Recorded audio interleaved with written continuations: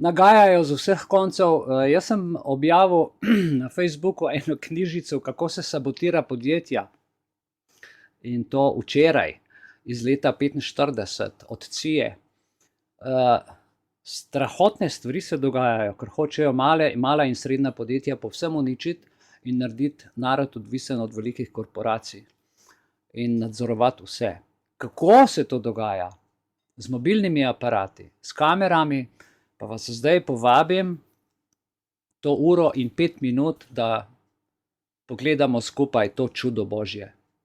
Tako, samo da si zaslon pripravim.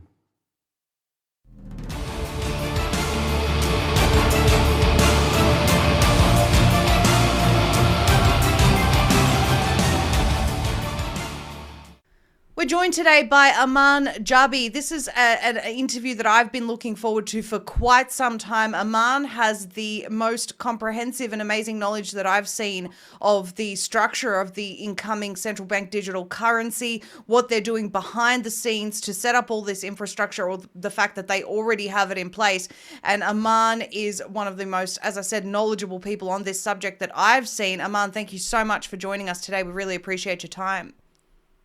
Thank you, Maria, for having me. I appreciate you having me here. It's a pleasure. So before we get into, you've got a presentation for us, which everyone needs to see. I'd just like you to spend a couple of minutes introducing yourself to the audience. Let them know a little bit about your background and your history and what actually makes you so knowledgeable on this subject. Well, my background is primarily in technology. I spent over 25 years, almost 28 years in Silicon Valley, California, and I moved out of there in summer of 2020, and I moved to Northwest Montana. So in the 28 years I was in Silicon Valley, my professional background is in electrical engineering and computer science and,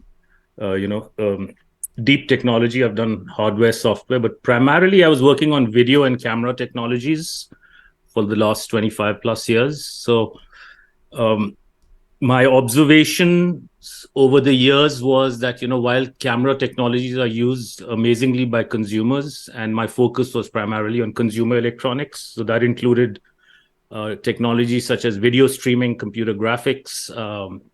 We built computers for animation studios in Hollywood. And then subsequently in the last 20 years, I was more focused on mobile imaging and cameras for cell phones. I also have co-founded 2 camera startups. So I have deep knowledge in this subject, through my professional background. And I have, interacted with all the major companies that make cell phones and beyond, including cameras for autonomous driving vehicles and stuff. And in general, I'm an independent researcher. I read a lot. Since 9/11, I've been doing a lot of digging into a lot of things that are happening in the world. I generally don't watch television or read the newspaper. So that allows me to kind of have a different view of the world. Yes. That's kind of my background. You and I had quite a lengthy conversation prior to this interview, and we spoke about a lot of these topics. And, I can definitely say to the people watching right now, Aman really is awake to the entire agenda. He has a deep understanding of these things. And, we spoke about the people of Australia. We spoke about what's happened here. We spoke about people in his hometown as well who are very believing and trusting of the government, which is absolutely devastating to hear. But Aman, what I'd really love is to start with your presentation, and if you can take people through the knowledge that you have, and then I'll interject as we go along, and so we can really get an understanding of the things that you're presenting. So what I'm going to do is I'm going to talk about, what is facial recognition, how it has been introduced to us in the world. Then I'm going to, do a switch from the infrastructure of surveillance cameras that are being put up in China, USA, and across the world. From there, I'm going to move on to defining what is a digital identity as proposed by the World Economic Forum, and how it's going to be linked to a new type of digital currency called the central banking digital currency. And then from there, we can talk about, what's happening in our local areas. So I'll touch upon Montana, and you can also, add stuff, what you're seeing in Australia. And then from there, there'll be other little linked topics like social emotional learning and how, human capital index is going to be manipulated for making money for, Wall Street and the trillionaires. And then we'll talk about, solutions from there. So Brilliant. That's how I'm going to proceed. So how does facial recognition work, right? When you pick up many of the smartphones today have a 3D camera in the front. And what happens is that 3D camera has a little bit, a laser or an LED invisible projector that projects a dot pattern on your face or some sort of, other pattern.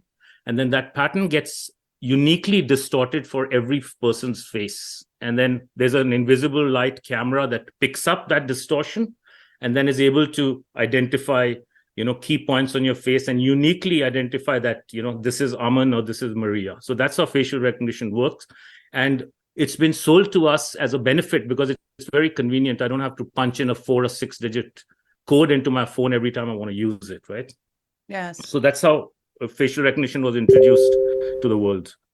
And many of these so-called technological advancements have been introduced under the guise of convenience, but what they're actually leading to is, as you said, a digital prison. That's right. And so they give us the carrots, right? If you go back 20, 25 years, consumer electronics, computers, cell phones, and other gadgets, video games, they're all kind of subsidized, very low cost so that they are able to permeate every corner of society. So like even, people who are not very well off, they have all these gadgets. So they're sold to us as the carrots. And it's for convenience and it's also for safety and security, right? And it's to catch the bad guys. And, as a society, we tend to kind of accept all the carrots. But by the end of the presentation or even halfway through it, you'll see how the sticks are coming if we don't watch out. And they've already started and most people are, they don't know what's coming. Indeed. So if you go to China, Big Brother has already met big data, right? They already have facial recognition, which is connected to social credit scoring, and that directly lends itself to a control system. And they've already announced it in China for many years. I was in Shenzhen, China in 2019, 3 years ago for an optical conference. And every corner you go, intersections, streets, buildings, indoors, outdoors are just littered with cameras. And there are screens everywhere, and they are telling you that we are watching you. And we are watching you, and you will be okay with us watching you all the time. And so people have become very compliant in China, right? And so you can then control the social credit system. It's like a feedback system on how people behave. And this is how compliance has been achieved in China. Now, they're already doing this in the Western countries. It's just that they haven't told us yet. So our social scoring has already started. Our carbon tracking has already started. I was in India recently, and when I got my receipt from United Airlines, it had a carbon footprint of 3.3 tons each way on the receipt. So yes, the conditioning's already started, and we're talking here in Australia about banks starting to notify you about your carbon footprint on your transactions. So that conditioning, you're absolutely right. We're already in that system. That's right. Right. So but the narrative in the Western media is that, privacy and freedom have gone in China, right? And the social credit system is a control system in China. And implicitly, we in the West are free. But that's really not the case. But the narrative is there, and it gives people the illusion that all the surveillance being put up in our cities and our towns in the Western countries is for security and safety of the people. But what is not said is that per capita cameras in America are greater than in China. We have 50 million tethered surveillance cameras in the United States connected to the internet and therefore to AI. And by 2025, $2 trillion would have been spent on cameras and the surveillance infrastructure of smart cities, right? London is ranked number 3 in the world in terms of number of cameras per 1,000 people, right? So the infrastructure is in place and is expanding. So if people, look up and they keep their, wits about them and go out in your towns and cities, you'll see more and more surveillance infrastructure being set up. And it'll all be sold on the pretext of safety and security of the people. I didn't know London was ranked number 3. That's very interesting. That's right. And New Delhi, India is ranked #1 in terms of cameras per square mile. Wow. So there are well over 500,000 cameras in the city of Delhi. So just think about that. So while the world was sleeping, when COVID was announced and people were locked down and the fear porn was, blaring in every, television set, and people were quarantining, they were installing cameras and surveillance infrastructure. A report that came out earlier this year, by end of 2022, there will be 1 billion surveillance cameras tethered and connected to the internet in the world. And if you take mobile cameras and other cameras, that's greater than 20 billion data collection cameras in the world. So that is the kind of surveillance that is being, unrolled onto the world. And this is by the end of 2022. So these are not for, us. This is not just to catch the bad guys. This is much worse than surveillance. This is data collection. That means everything you do will be logged and tracked and analyzed, and then it'll be used as a feedback loop to change your behavior and compliance. And this is so think about that. Being fed back to an AI machine that's already been programmed, as you said, with that feedback loop to change your behavior. So it is already, everything's already been programmed into this AI to be able to achieve that. It's been programmed and continually being improved. Yes. So basically what we have is, eyes in the sky and eyes everywhere. Eventually, it's already started, but it's going to be permanent once they will be tracking your eye movements continuously when you're in front of a cell phone or you're in front of a computer. They already do that, many apps, yes, but that's going to become prevalent. Right? So in the old days, what was surveillance? A bunch of cameras around the city, and there'd be people sitting and watching these LCD screens or LED screens for, thieves and all. And so human eyeballs are gone. Now, no humans are necessary. All the monitoring will be done by smart artificial intelligence security guards that are watching us at every moment. And so you're being, literally, they're listening in, they're watching, they're analyzing, they're logging, they're learning, and then it repeats the cycle. I have a question, Aman. You mentioned sort of 20 billion devices around the world. Are all of these devices also listening? If they have a microphone, chances are they are listening. Like your cell phone is listening. Of course. Like the Zoom call is not only listening, it's recording, analyzing our discussion. And we are being scored by AI as we speak. And since I'm talking to you and you're talking to me, our social credit score is being reduced in real time as we speak. So when are we not alone? Pretty much never. Right? And if you have devices in your house, such as Ring cameras and all, those are all tracking devices. But let me introduce to you a term called the panopticon, which is a kind of a circular prison. And this is a picture from Rhode Island, one of the states in the United States of America, back from the late 1920s.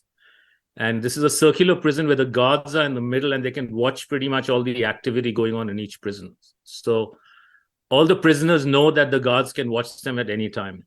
Where we are living is in a digital panopticon, right? And instead of there being security guards, there's computer vision, cameras with computer vision, and artificial intelligence. So everyone is being monitored everywhere all the time. And so this has been put in place already. And a few years ago, I was, at a venture capital summit in New York City, and this term was introduced called the Internet of Eyes. And I found it kind of not creepy, but I was kind of curious as to why this term was there. But literally, now everything is falling in place. It's the Internet of Eyes. There are cameras everywhere at intersections. All your automobiles are spy vehicles. They have cameras inside and outside. Tomorrow, by 2025, there'll be an average of at least 16 cameras in every new vehicle. And once you have autonomous driving vehicles, there'll be radar, LiDAR, as well as cameras, and some might even have sonars. They have cameras in space looking down at the earth, counting trees, and mapping digital IDs to trees. They have cameras in drones, license plate readers, cameras inside your car, cameras in bus stations, airports. So you're being tracked everywhere. Did you So just this say is the Internet of Eyes. Did you just say mapping digital IDs to trees? Yeah, every tree and plant, all of nature is going to be mapped digitally. And eventually we'll be getting pushed into the metaverse. Well, and digital IDs with trees are going to be, sorry? Well, this is fascinating to me, because what they're doing, Aman, is they're currently shifting, all humanitarian causes towards climate change and looking after what they call Mother Earth, according to Nancy Pelosi, and they're meeting this month for an interfaith meeting on Mount Sinai, where they're announcing their new climate 10 commandments. It's unbelievable what these people are doing. And so that's right. That would mean if they are digitally mapping every tree, every plant, then that would also be able to impact your score should you interact with one of these trees or plants or harm them, or emit too much carbon affecting this plant, or so they say. This would also impact your social credit score. There really is no escaping from this surveillance. Yeah, we'll talk about that, about the escaping part towards the end. But sure. In general, you're right. And they're doing a lot with trees and nature. That's a new presentation onto itself. Right. I'd love to have you back to talk more about that at some stage, but please do go on. Okay. So as I was saying, if you have technology at home, you have eyes and ears at home. And so each of us is helping Big Brother if we have technologies from companies like these. If you use Google products, Samsung products, Facebook, Microsoft, or Zoom call, for instance, Apple watches, they're one of the worst things to have. The Ring cameras, they track every device on your network, its location, its movements all the time. And of course, if you have a Ring camera, as the cameras generations improve, they are also identifying when you're coming home, when you're leaving, who's coming to visit you. So all the tracking is going on and the scoring is going on even when you're at home. So I'll just make a switch to, these LED lights. I started to notice in San Francisco 2.5 years ago that a lot of the, the low pressure sodium, the yellow halogen type of lights, they started getting replaced by these very bright array LED lights. And yes. Have you seen that in Australia? You must everywhere. have seen it everywhere. Everywhere. Yeah. And they're putting it up like literally in the denser populations every 30-35 yards apart. It's really horrible. I live in Montana, which is in northwest Montana, relatively lower population. But in the closer towns and cities, they have a lot of these, and it's really putrid. Right? And these are called smart lights and smart poles, which are an integral part of the smart city infrastructure. They all are wirelessly communicate with each other. And then there's fiber optic cables under the ground, which are then connected to 5G towers and to other communication facilities nearby. So and what they purpose also do will they serve? They're basically, it's an open air concentration camp for surveillance, as well as I'll show you, it'll be weaponized. These can be weaponized, these LED lights. And then they will also host all sorts of sensors in the name of climate change and global warming. Right? So here's an example of a smart pole. They'll have noise sensors, and it's for noise pollution, but actually it's really for listening people's conversations. Of course. They'll have people counters, they have surveillance cameras, they will have public address systems, like in Auschwitz concentration camps, where the soldiers are giving orders to the to all the people who are the prisoners.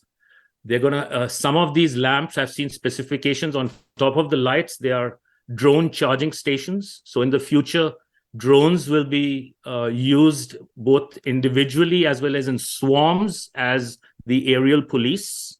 And I've done there's a lot of information available on DARPA and other websites on these drone swarms and how they're going to be used against enemies of the state. Yep. And I'm not surprised, Aman, because what they've done, number one, they've they've killed off a huge portion of the police force, either by forcing anyone with a conscience to resign, or, you know, those now dying due to injection injuries. And God only knows what sort of control they're going to have over people with whatever's in these injections. And on top of that, they don't even need a huge police force anymore, because we're going to be controlled and policed by AI. Right. That's right. And also, I mean, if you notice in America, there's been a lot of talk about defunding the police in Yep. in the last 2.5, 3 years with, you know, it's all these false flags that they keep coming up with, and then they change the narrative on certain agendas. Yes. But one should know that I think the takeaway is these smart poles and smart lights are an integral part of this smart city grid that they are building everywhere. They communicate with each other. They are wirelessly connected, as well as, you know, some of them are connected through cables underground. Some of them may also assist in autonomous driving vehicles in the future. And they're putting smart cables under the roads and all. And so there's a lot of technology going inside the ground and on top through these lights, right, in order to achieve a lot of the surveillance grid integrated with 5G. I can't even begin to imagine how harmful all of the signals that these things are emitting are. I mean, we already know how harmful 5G is. Imagine when we have all of these constantly emitting and communicating with each other. It's horrible. It's very harmful, as well as these blue LED lights, you know, at the frequency or wavelength they are at, they're extremely harmful to the eyes. And in addition, I've noticed that they don't even have diffusers on top of them. So you can't look up at these lights. They're designed to make humans look down. Wow. So by default, they're, you know, designed to really hurt your eyes. And then I'll show you another slide on how they can be used directly as weapons. Please. So when I came to Montana, you know, in August 2020, so a little over 2 years ago, I noticed that there were outside of maybe Bozeman, Montana, and a couple of the towns, there were none of these street lights.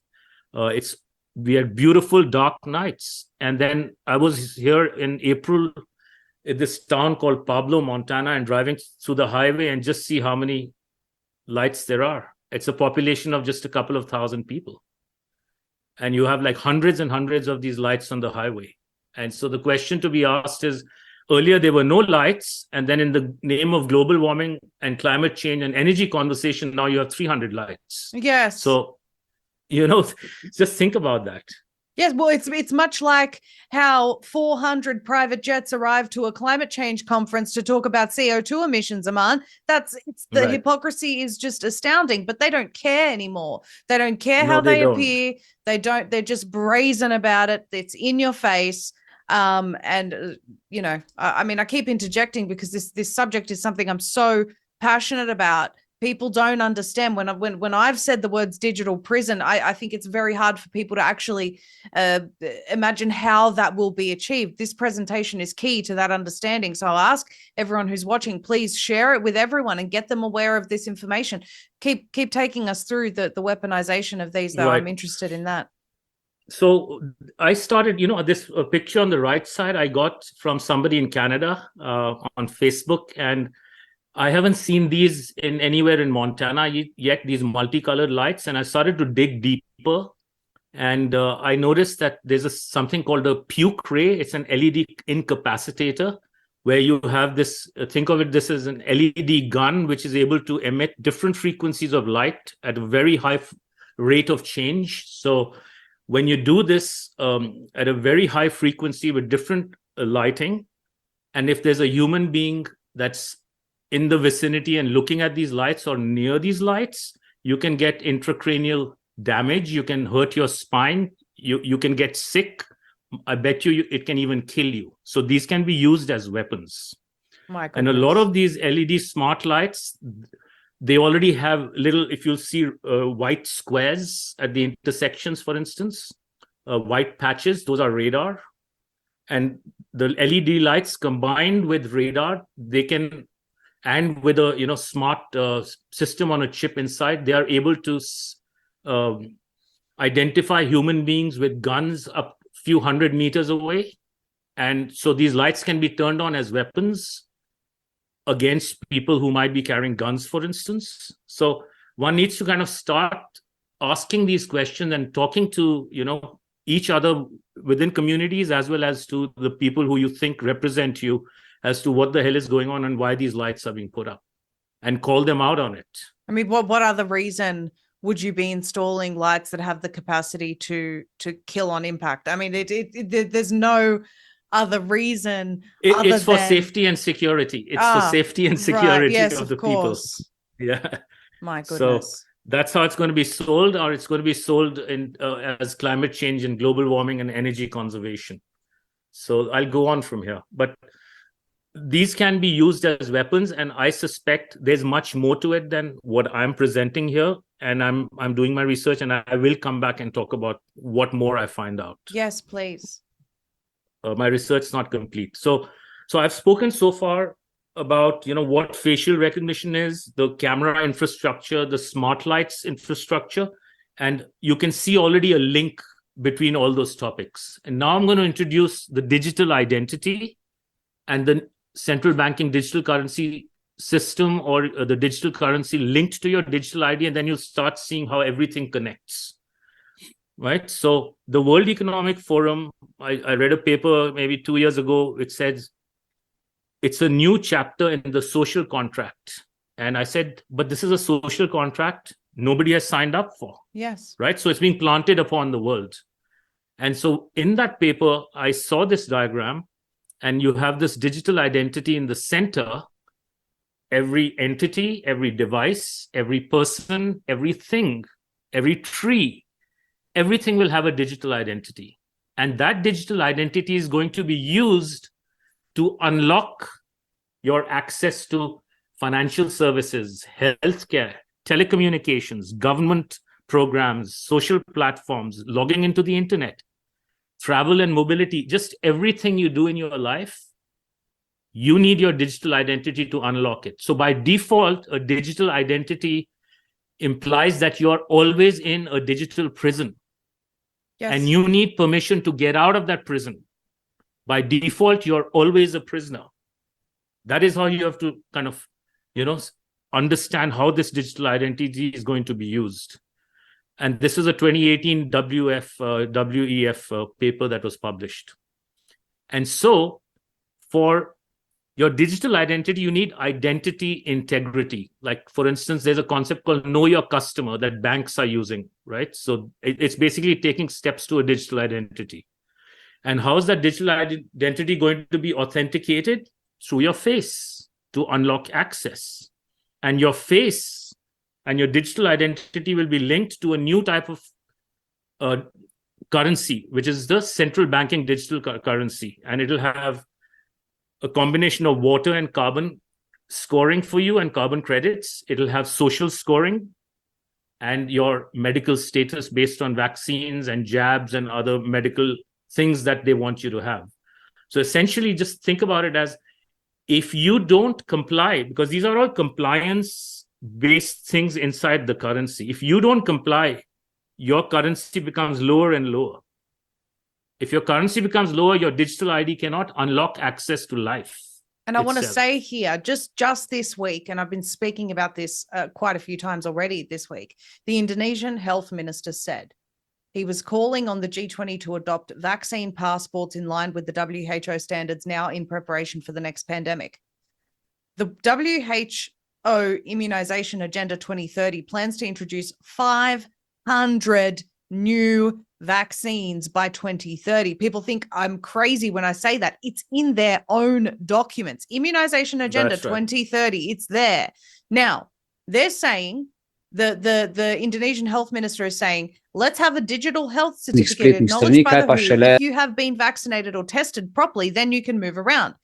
Australia's pandemic preparedness plan talks about citizens regularly submitting to DNA collection of samples and things to prevent further pandemics.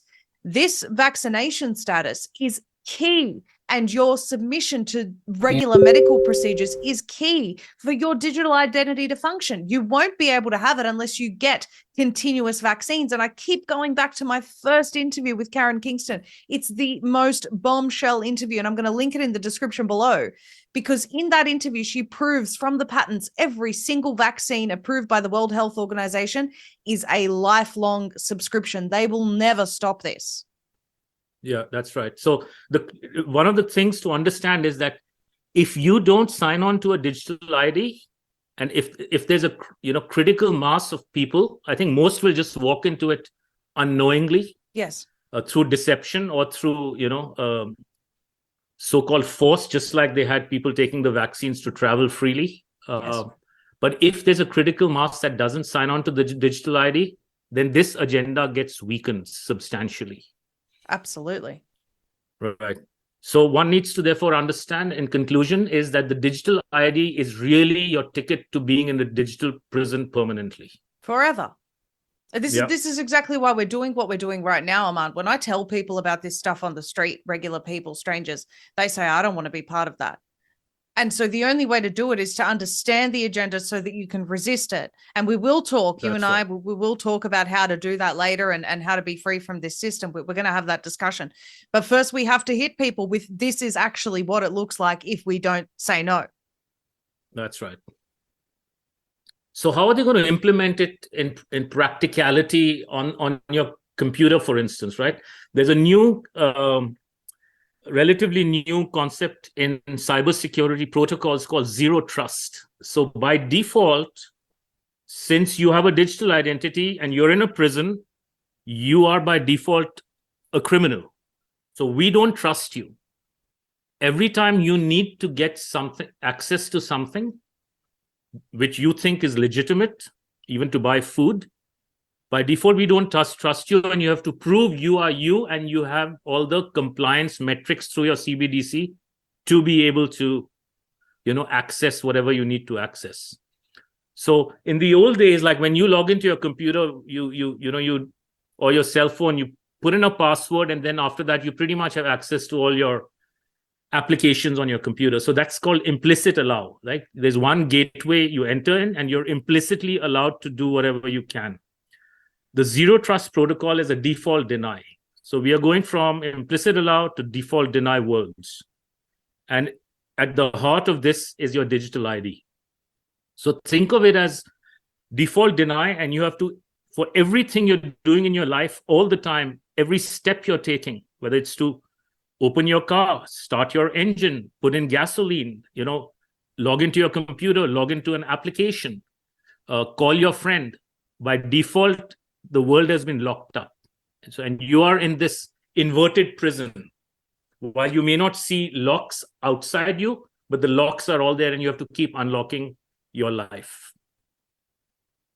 Right? So here's an example when you go shopping. How is zero trust going to be used? Here's a lady, she wants to go and buy some beef, but let's say her carbon footprint or her beef footprint for the month has been exceeded. That door won't open. Right? If she wants to buy, say, apple juice, but she's had too much sugar because they're tracking everything, that door won't open. Right? And at the heart of this is your digital ID. And the whole concept of digitalization, which is a relatively new term also coming from the World Economic Forum, it means conditional access. So to access anything in life, there are conditions. This is all linked to your digital ID. It's all about being a prisoner all the time. And there'll be a face recognition camera at the top of each of the doors looking at you and figuring out who you are and what your digital ID represents. And of course, people that think that they'll just be shopping from home, your phone will be doing the exact same thing that the doors of the fridges will be doing. Exactly. Right? So there's bunch of companies that have started, it's called IDaaS, Identity as a Service. There are face recognition as a service. So lots and lots of companies are building businesses around this. And every time anyone's face is in front of a camera, there's a chain of corporations making money, from camera companies to IDaaS companies to networking companies, cybersecurity companies, the whole shebang. And it's since human beings are everywhere, this is one of the ways that they have come up very creatively, that anytime there's a face in front of a camera, which is going to be most of the time since people are always on their devices, there's continuous chain of data and therefore money being made. Right? And there's another concept called geofencing, if people are not familiar with it, but it means that they can just think of it as an invisible fence around you or somebody at a certain distance beyond which you cannot go, right? And so your face and digital ID is going to be used for controlling your access by implementing a geofence, depending again on your, your currency, your digital currency, right? So where you can fly in the world, that can be limited. How far you can drive, that can be limited. How far you can walk, and this is related to your 15-minute cities or 20-minute neighborhoods. They can implement this. And they don't need guards. They don't need prison guards at the outskirts to stop you. They have the LED lights and the LED weapons. They have the microwave weapons, as well as they have the digital currency can be shut off, right? So you move 15 minutes out, your currency won't work. You can't buy anything. So you are not going to be motivated to leave. And they call them districts, Aman, in Sydney, here where they're testing it. They're actually calling them districts. Yeah, I read about that not too long ago. In San Francisco, they've had districts for a very, very long time. But I don't know at what point they're going to start implementing it over in California, but they will. Oh, I think the agendas are going full speed ahead in Australia more than any other country. You're not wrong. You're not wrong. Yeah. And you can also be geofenced in the metaverse, so to speak, right? So who you can communicate with, who you can text, who you can email, what you can read, what music you can listen to, when you can listen to. So they can control everything through this digital ID and your face in front of a camera. Well, a recent example of that is that in China, where they're facing, excuse me, the most draconian, most brutal treatment by their government at the moment with this crazy zero COVID farce that's being used against the people. One particular user was talking about the fact that they were disagreeing with the government, and they banned her WeChat, which is a function that's used for many different things, an app that's used for many functions in society in China. And the next thing was posting onto the WeChat platform, please forgive me, I'll never do anything bad against the government again. You know, this pathetic, please let me back into society. This is what you're talking about. Yeah, and it's not even the government, right? It's the private corporations that have these fake governments in place in all the countries. Yep. Definitely. I want to ask you something. You mentioned forcing people into the metaverse. I've spoken about this quite a bit, and people think, no, they won't succeed with that. Hang on a second. We're talking about people that are so miserable, they can't even eat what they want. They can't go past their district. They can't do anything, essentially. They're going to spend their time in this virtual reality, and they've been conditioned to do that through the lockdowns. How many people don't even want to go back to work in the office? They'd rather work from home. It's human behavior has been changed in this time. So people will go to the metaverse. They will, and not only will they will be, some will go voluntarily. Yes. And then what they're going to do is, like, let's say you wanted to buy, like today there are apps where you can buy groceries on your app, right? Instacart, for instance, is very popular in American cities. So today it's on your phone. You can't go to a website and order on Instacart. You have to use an app on your iPad or your phone. Tomorrow, they will move into a virtual reality headset, and then they'll phase out the app from your phone. Now you can only order food through your VR headset. Yeah. And that is how people are going to be sucked in, right? A lot of the entertainment will be moved out of web pages, and it'll be moved onto VR headsets, and they're going to subsidize AR and VR headsets or extended reality, XR, your MR, mixed reality. You pick your favorite letter in front of the R. But this is how they're going to do it, either by deleting apps, and convenience will be shifted to all these headsets, and people are going to keep getting sucked in, and it'll happen every year or two, more and more. The problem is very that a lot of... soon- Sorry, go on. No, like for instance, ordering a cab now in San Francisco, if you go, it's very hard to just hail down a cab. It's either Uber or Lyft, or even the yellow taxis now are on an app. So you can't physically, so that means you always have to have an app on your phone to hail a cab.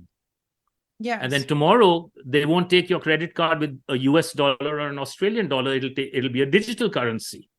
So they'll just keep, very cunningly keep moving people into this new system. It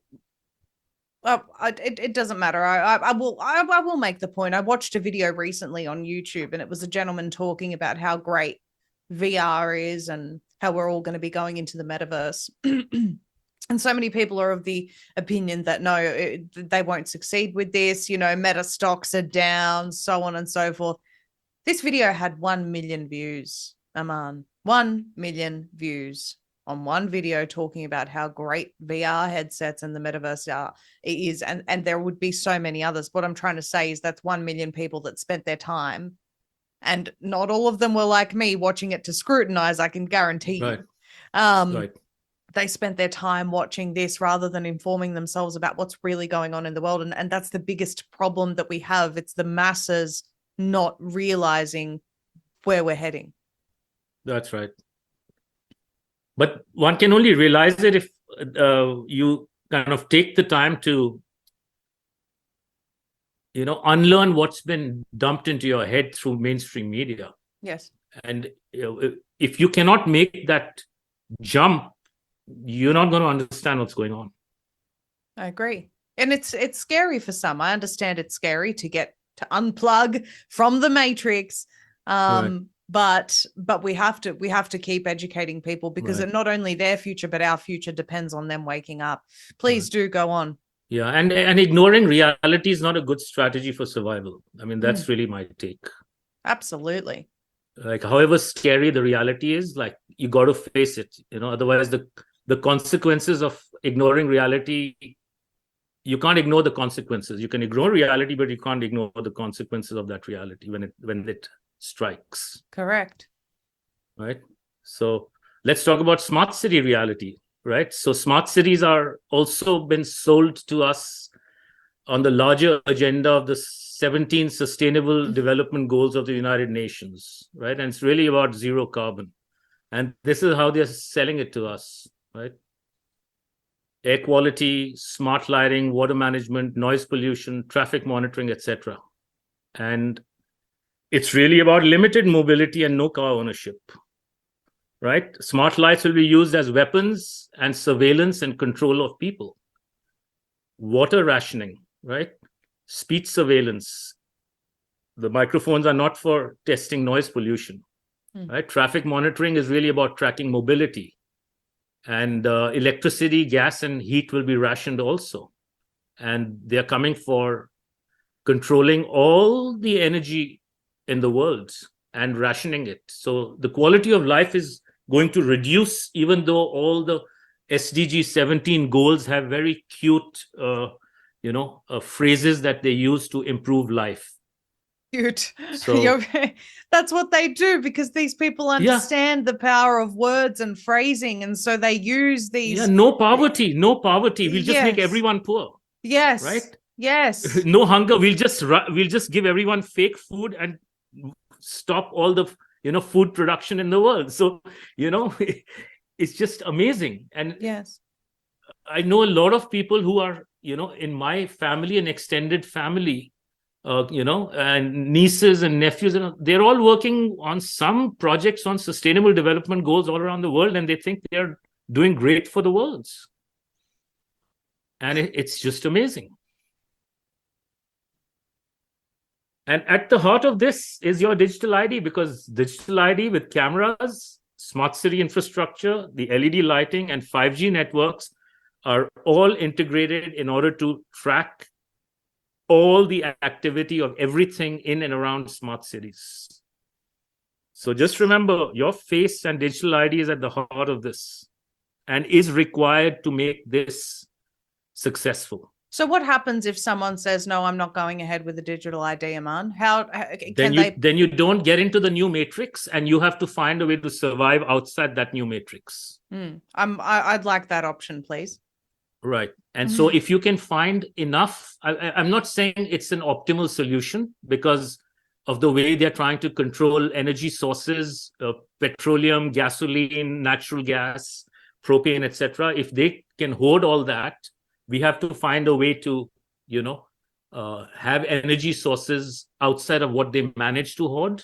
But we'll have that discussion. Sure. I want to finish. I think I have maybe 5 or 7 more slides, and I'll finish this off. Sure. But what I want to say is that, the Trojan horse is security and privacy, right? And inside the Trojan horse is your digital ID, which means total control and compliance.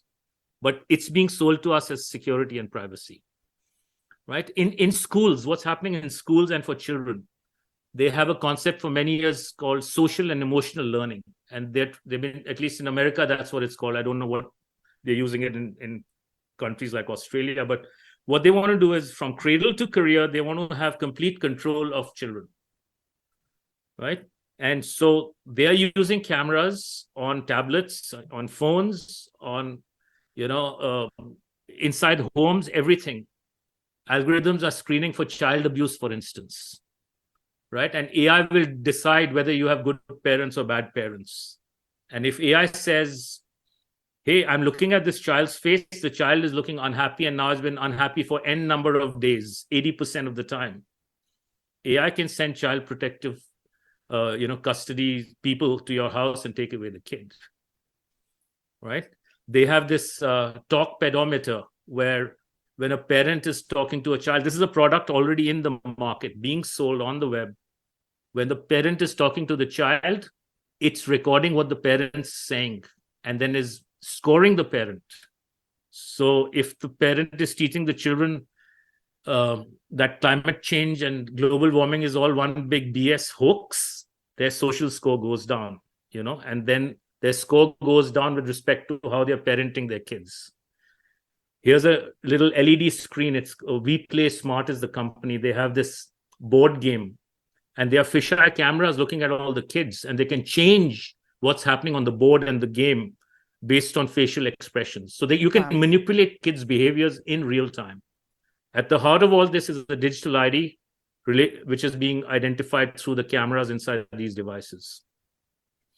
So child data is big business, and you must have read papers through the World Economic Forum where they talk about, human beings are extremely valuable and we need to find clever ways to extract maximum value from them.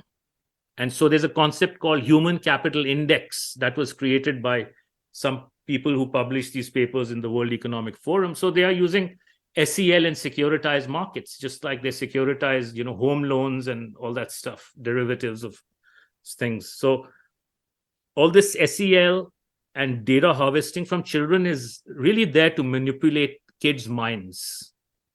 And here's an example of where they can take, say, top performers from a particular region in, say, Sydney, Australia. And what they do is they can bet on their predictive performance, or what they call pathways. Which direction will this kid go? And they can, make bundles of things called prodigy asset groups, and they can bet on it. And depending on the results, they'll make money. Wow. So they're going to use kids and their predictive, success or lack of success to make money. You can short it or you can make calls. They'll make even more money from the broken kids because there will be intervention. And they will be, they will have mental health issues with kids and all. They're going to make even more money. And so there are more pathways and more predictive analytics and stuff. So, and this is exactly that statement that said data is the new currency. This is what this human capital index is. Data is the new currency. That's right. Or data is the new oil. There are many different phrases being thrown around the world. But really, all this is using cameras and observation from the cameras that capture the faces of these kids and their eye tracking movements and their facial expression, etc. Then manipulate what's on their screens. And so this is it's a management and control system. It's not about knowledge. So if people are sending their kids to schools, know what you're sending them for, because it's not a good idea. Absolutely. Right. And then in April, for instance, there was an announcement where the multi-stakeholder internet governance, so it became a global internet, and the World Economic Forum and United Nations and the international bankers, they took over the internet. So at some point when the digital ID is fully unrolled, if you don't sign on to a digital ID, you won't be able to communicate. And this will be all linked to the zero trust worlds. Yuval Noah Harari says that you will find it impossible to interact in our world. He says in our world, that's without right. Everything he says is true. Everything he says is true. But people need to understand not just what he's saying, but why is he saying it, and what are the darker shenanigans behind all that. Yes. Right. So again, as I said, without a digital ID, at some point in the next few quarters or few years, we may not be able to communicate with each other through the traditional means of the internet. So when I came to Montana, I've been trying to, raise awareness by talking to a lot of people. And I've also tried to kind of talk to the Montana state legislators that facial recognition is going to be directly related to loss of freedom. Because I started seeing cameras at intersections coming up in all the major towns. Smaller towns, there aren't yet there, but they will come. Every retail store, hospitals, facial recognition cameras there, smart city lights are on all the highways, parking lots. It's really horrible. There's a study on facial recognition technology happening in our state legislature. And I have spoken there and communicated to them that it's one big red herring, because banning facial recognition through government is not going to stop facial recognition, because it's all happening in private corporations. And it's happening in the cloud outside of the state, on Google servers and Amazon servers and Facebook servers and beyond.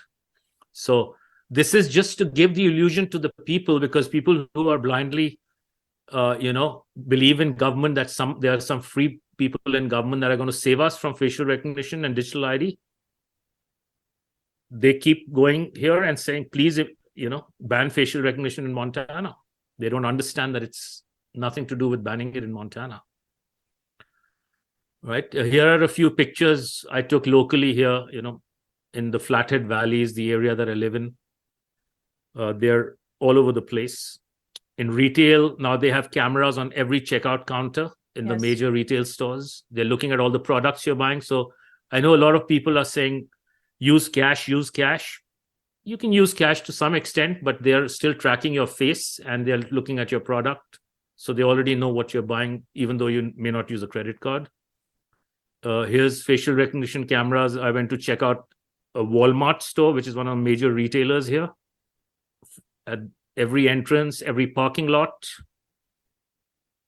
LED lights, more cameras, side entrances, and they're like literally cameras on the ceiling every few feet. There's a company called Clearview AI. I believe it's in the US, which is collecting, tens of billions of images of faces around the world, and they're building a predictive. They're basically building a software for predictive policing and pre-crime using their images. Pre-crime. Of course, it's pre-crime, right? And That's pre-crime, pre-crime is part of that human conditioning, where they now say something that's completely normal, for example, eating too much meat, is now a crime, and you displayed a behavior that could potentially suggest that you were about to commit a pre-crime. This is how far this goes. And so actually it goes further. It goes further. So it goes further because this is based on predictive analytics, right? They're already starting prescription analytics. So they can predict what they want somebody is going to do, but they can also prescribe behavior through control of what's on your screen and other things, and what's being shown on your screen, your Instagram feed or whatever. So it goes on and on and on. Yeah. Yes. So who are these agencies? Basically the stakeholders, right? And there's another company called ID.me that is doing public. It's like a private partnership, what they call P3s. And it's partnering with all the state governments to authenticate and prove that you are you before you get your, social security check or your health coverage, etc. And their tagline is "No identity left behind." So it's for equity and inclusivity, your digital identity. The same thing that the World Health Organization Immunization Agenda 2030 says, no human left behind, vaccine equity, vaccine equality, the same language. Yeah, the same language. And it's so easy it's so puke-worthy, as I say. Yes. That language is so puke-worthy and it's so repetitive and it is so transparently bullshit, pardon my language, but it's really amazing. I don't disagree with you, Aman. I don't. Yeah. It's unbelievable. So this is what they're doing now. If you want to get these services through state governments, not only do you need a password, they ask you to upload your passport or your driver's license, and then they make you take a video selfie and attach it before they authenticate who you are. That's the kind of stuff they're doing now. Yes. And just for everyone thinking, with every little step, with every little increment that has happened, Aman, people think, oh, well, it's just technological advances. Oh, I don't want to do this, but, for the sake of just getting it over and done with. And meanwhile, they're collecting a database on your behavior that's going into the most advanced AI systems that you can't even fathom, to engineer and change your behavior. And for the people watching this broadcast, they're definitely people that don't want to be controlled. So I know that they'd be keen to remove themselves from these systems ASAP. But the problem that we face, Aman, is that we need broadcasts like this to understand the level of the agenda. So how do we get around this? So we're coming there. Once we accept a digital identity, it's game over for humanity. Because what we are doing is we are going to go from... So currently, we are also in a slavery system. Many people don't understand that. But since they've given us the illusion that we are free in some Western countries and maybe some other countries, we generally believe we are free, even though we are not.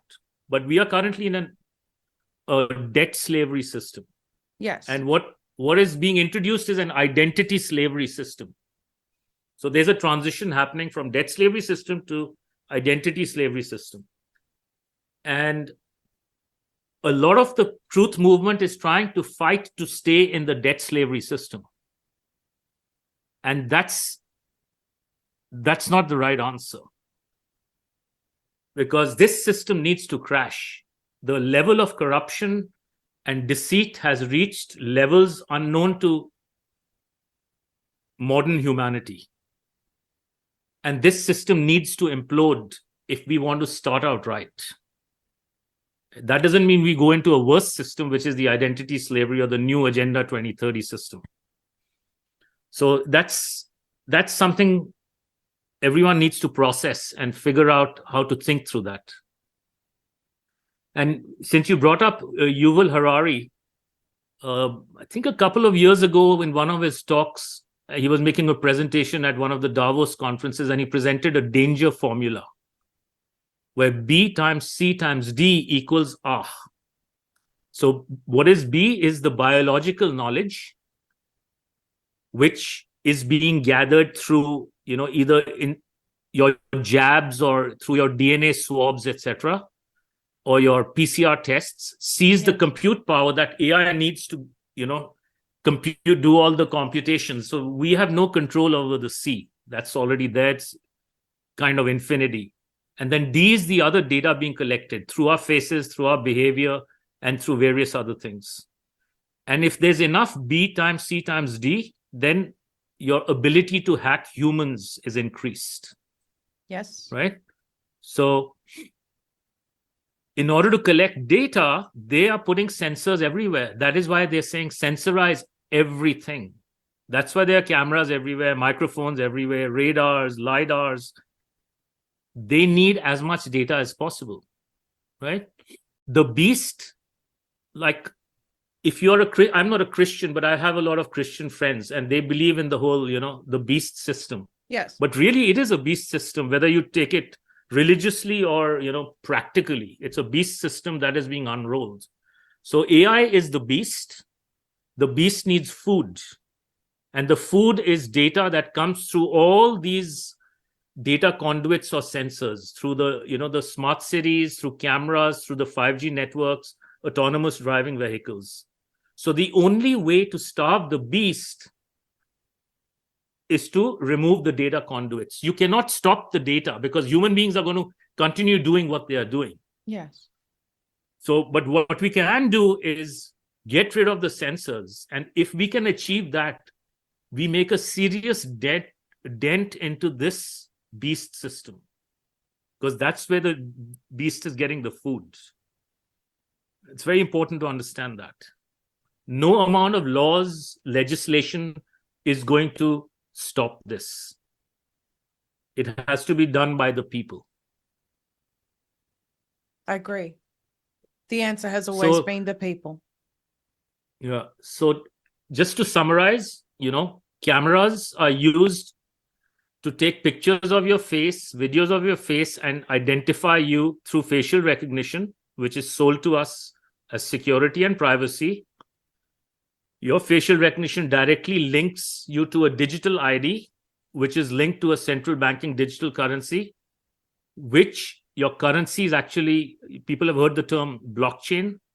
All the data about you is sitting on blockchains in the back, and it's linked to your digital ID. So literally, the blockchain linked to your digital ID is your digital leash. This is your digital prison.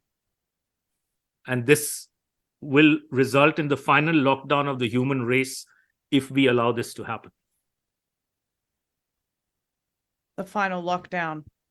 We may just call this interview the final lockdown, Aman, because you're absolutely right. This is the nail in the coffin for humanity. That's right. It really is. Have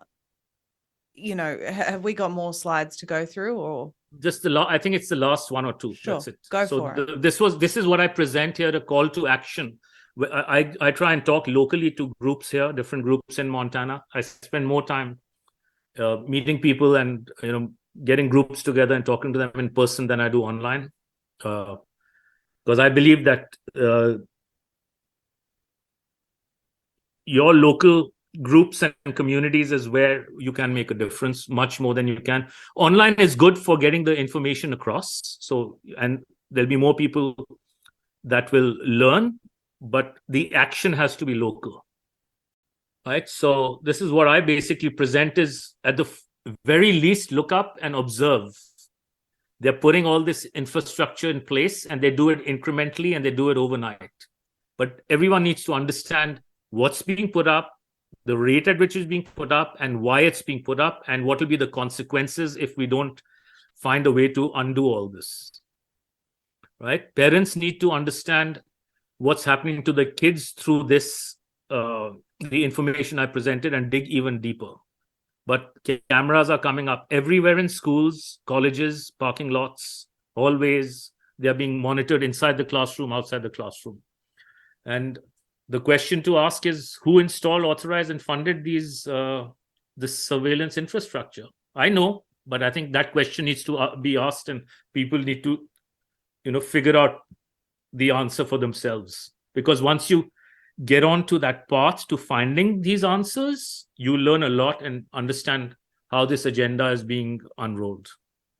And I truly believe that the more knowledge that you have about this is why I always say to people, I know that the information can be overwhelming, but you said it at the beginning, Aman, if we don't face reality, we can't do anything about it. And we have to come to terms with what's happening so that we can empower ourselves and take the necessary action to be independent of this system. Now, we're going to talk about a couple of those solutions as soon as you're done with your slideshow.